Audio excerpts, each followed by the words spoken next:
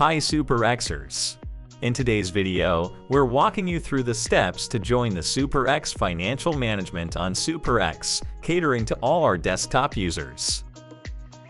First, start by navigating to the SuperEx official website. Look for the Finance button on the menu bar and click on it. On this page, you'll find both flexible term and fixed term financial products.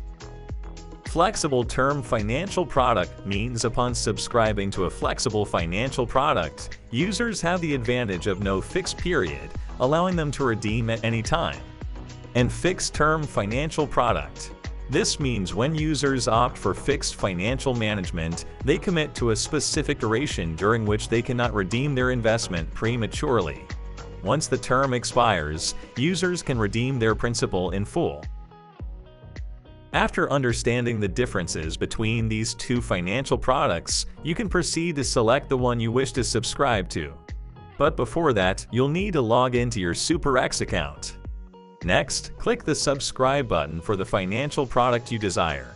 Enter the subscription quantity, agree to the SuperEx Financial Services Agreement, and click subscribe again to complete the process. That wraps it up.